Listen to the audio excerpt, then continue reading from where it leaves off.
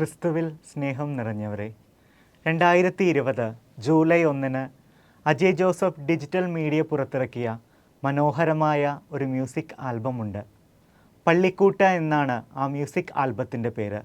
ഒരു ചെറുപ്പക്കാരൻ പോലീസ് ജീപ്പിൽ നിന്ന് വരുന്ന സൈറൺ കേട്ട് പേടിച്ച് വിരണ്ടോടി തുറന്നിട്ടിരിക്കുന്ന ഒരു ചെറിയ കപ്പേളയിൽ അഭയം പ്രാപിക്കുന്നതാണ് ഈ ആൽബത്തിൻ്റെ ആദ്യ ഭാഗത്ത് നാം കാണുന്നത്.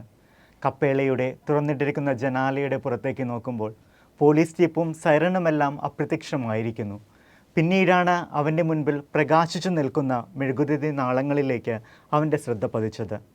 കൂരിരുട്ട് നിറഞ്ഞു നിൽക്കുന്ന തൻ്റെ ജീവിത വഴികളിലേക്ക് കപ്പേളയിൽ നിന്ന് വരുന്ന മെഴുകുതിരിയുടെ വെട്ടം പ്രവേശിക്കുമ്പോൾ അവൻ്റെ ജീവിതത്തിൻ്റെ ഫ്ലാഷ് ബാക്കിലേക്ക് അവൻ കടന്നു പോവുകയാണ്. താൻ ചെറുതായിരുന്നപ്പോൾ ആദ്യമായി ഈ കപ്പേളയിൽ വന്ന് മെഴുകുതിരി കത്തിച്ചതും അന്ന് ആ മെഴുകുതിരി വെട്ടത്തിൽ തൻ്റെ പ്രായത്തിലുള്ള ഒരു കൂട്ടുകാരനെ കാണുകയും പിന്നീട് തനിക്ക് വിശക്കുമ്പോഴെല്ലാം അവൻ്റെ പോക്കറ്റിൽ നിന്ന് ചെറിപ്പഴങ്ങൾ നൽകുന്നതും ക്ലാസ്സിൽ കുരുത്തക്കേട് കാട്ടി ടീച്ചർ ക്ലാസ്സിൻ്റെ പുറത്ത് മുട്ടുകുത്തിച്ച് കൈകൾ പൊക്കിപ്പിടിപ്പിച്ച് നിർത്തുമ്പോഴും മറ്റു കുട്ടികൾ കളിയാക്കുമ്പോഴും തൻ്റെ അടുത്ത് വന്ന് ഞാൻ കൂടെയുണ്ട് എന്ന് പറഞ്ഞ് തന്നോടൊപ്പം കൈപൊക്കി പിടിച്ചു നിൽക്കുകയും ചൂണ്ടയിൽ മീൻ കുടുങ്ങാതെ വരുമ്പോൾ മീനുള്ള സ്ഥലത്തേക്ക് തന്നെ കൂട്ടിക്കൊണ്ടുപോയി ചൂണ്ടയിൽ മീൻ കുരുക്കാൻ സഹായിക്കുന്നതും കടൽ തീരത്ത് മണൽ കൊണ്ട് ചെറു വീടുകൾ ഉണ്ടാക്കുമ്പോൾ കടലമ്മ തിരകൾ കൊണ്ട് അത് തകർക്കുമ്പോൾ ഏറെ വിഷമിച്ചിരിക്കുന്ന അവന് വേണ്ടി മനോഹരമായ ഒരു കളിവീടുണ്ടാക്കി അവനെ സന്തോഷിപ്പിക്കുകയും ചെയ്യുന്ന ആ നല്ല സുഹൃത്ത്, ആ സുഹൃത്തിനെക്കുറിച്ചുള്ള നല്ല ഓർമ്മകളിൽ ഒരു പുതിയ മനുഷ്യനായി അവൻ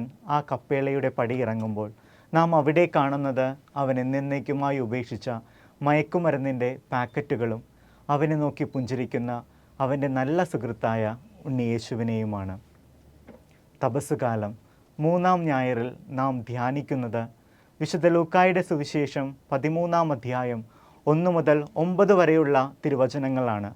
യഥാർത്ഥമായ അനുതാപത്തിലൂടെ കടന്ന് രക്ഷയുടെ മാർഗത്തിലേക്ക് ചരിച്ച് ഫലം പുറപ്പെടുവിക്കുന്ന രാഘവൻ എന്നാണ് ഇന്നത്തെ സുവിശേഷം നമുക്ക് നൽകുന്ന സന്ദേശം. ഈ സുവിശേഷത്തിൻ്റെ ആദ്യ ഭാഗത്ത് നാം കാണുന്നത് നമ്മുടെ ജീവിതത്തിലുണ്ടാകുന്ന സഹനങ്ങൾ നമ്മുടെ പാപങ്ങൾ കൊണ്ട് മാത്രമല്ല എന്നും മാനസാന്തരപ്പെടുന്നില്ലെങ്കിൽ നമുക്ക് ഓരോരുത്തർക്കും നാശം സംഭവിക്കും എന്നതാണ്. ഒരു വ്യക്തിക്ക് രോഗങ്ങളും ദുരിതങ്ങളും അപകടങ്ങളും ഉണ്ടാകുന്നത് അയാളുടെ ഏതെങ്കിലും രഹസ്യ പാപത്തിൻ്റെ പരിണത ഫലമായും ദൈവം നൽകുന്ന ശിക്ഷയായും യഹൂദർ കരുതിയിരുന്നു. ദേവാലയത്തിൽ ബലിയർപ്പിക്കാൻ വന്ന യഹൂദർ പീലാത്തോസിൻ്റെ പടയാളികളാൽ വധിക്കപ്പെട്ടതും ദേവാലയത്തിലെ പണമെടുത്ത് റോമാക്കാർ സീലോഹയിൽ ഗോപുരം തീർത്തപ്പോൾ യഹൂദരുടെ വിലക്ക് വകവയ്ക്കാതെ ഗോപുരം പണിയാനായി പോയ 12 യഹൂദർ ഗോപുരം മറിഞ്ഞു വീണ് അത്യാഹിതത്തിൽ മരിച്ച സംഭവത്തെയും ദൈവകോപമായി യഹൂദർ കരുതുന്നു. സഹനങ്ങളിലൂടെ കടന്നുപോയവരെ പാപികളായി കുറ്റപ്പെടുത്തുക മാത്രമല്ല, കഷ്ടപ്പാടുകളില്ലാത്തവരെ നീതിമാന്മാരായി യഹൂദർ ചിത്രീകരിക്കുകയും ചെയ്യുന്നു. എന്നാൽ ഇവിടെ ക്രിസ്തുനാഥൻ യഹൂദരുടെ കാഴ്ചപ്പാടുകളെ മാറ്റിമറിക്കുകയാണ്. സഹനങ്ങൾ നമ്മുടെ ജീവിതത്തിലേക്ക് കടന്നു വരുന്നത് നമ്മുടെ പാപങ്ങൾ കൊണ്ട് മാത്രമാകണമെന്നില്ല. ചിലപ്പോൾ സഹനങ്ങൾ നമ്മെ രക്ഷയിലേക്ക് നയിക്കുന്ന വഴികളായിരിക്കും. ഇതിന് ഏറ്റവും വലിയ ഉദാഹരണം ദൈവഭക്തനും നീതിമാനുമായ ജോബ് തന്നെയാണ്. തങ്ങൾ ചെയ്ത പാപങ്ങളാൽ കഷ്ടത അനുഭവിക്കുന്ന ചിലരെല്ലാം നമ്മുടെ ഇടയിൽ ഉണ്ടായെന്ന് വരാം. എന്നാൽ കഷ്ടത അനുഭവിക്കുന്ന എല്ലാവരും പാപികളാണെന്നും സുഖകരമായ ജീവിതം നയിക്കുന്നവർ നീതിമാന്മാരാണെന്ന് ചിന്തിക്കുന്നതും ശുദ്ധ മണ്ടത്തരമാണ്.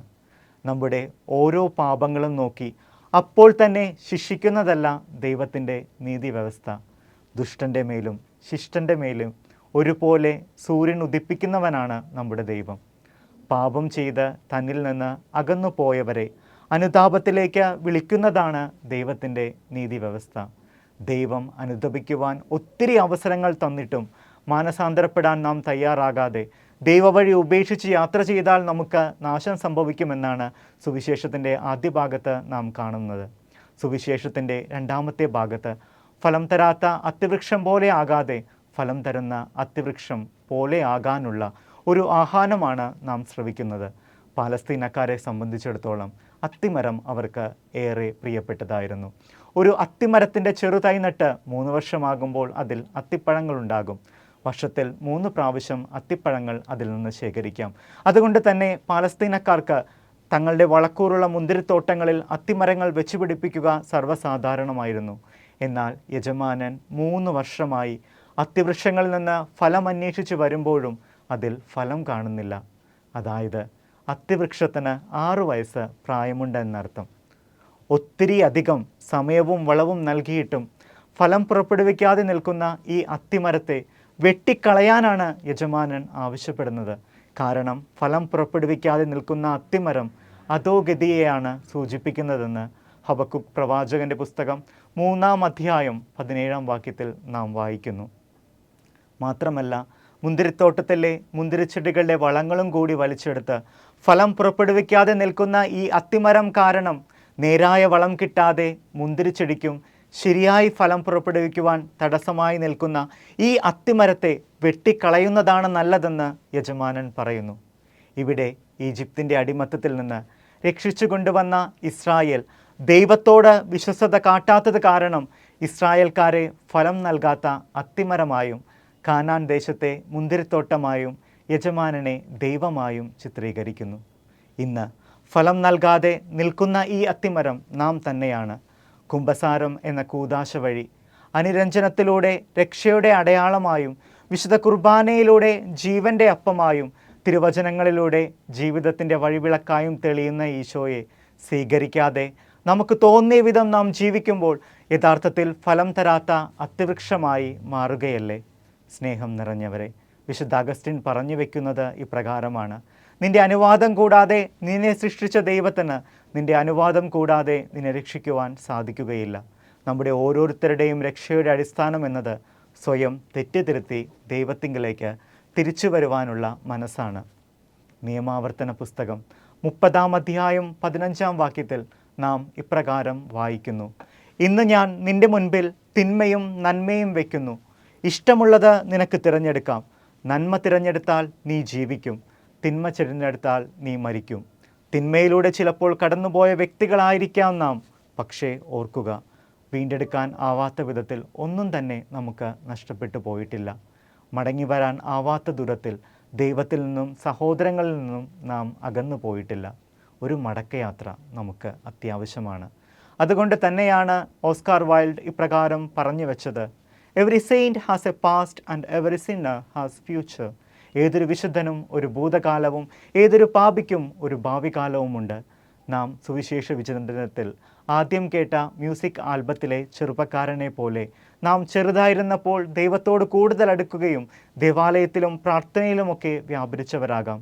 എന്നാൽ കാലഘട്ടത്തിൻ്റെ കുത്തൊഴുക്കിൽപ്പെട്ട് ജീവിത മൂല്യങ്ങൾ നഷ്ടപ്പെട്ടുകൊണ്ട് ചിലപ്പോൾ വേണ്ടാത്ത ബന്ധങ്ങളിലും പലതരത്തിലുള്ള ലഹരികളിലും മോശപ്പെട്ട ജീവിതത്തിനുമൊക്കെ അടിമപ്പെട്ടു പോയിട്ടുണ്ടാകാം.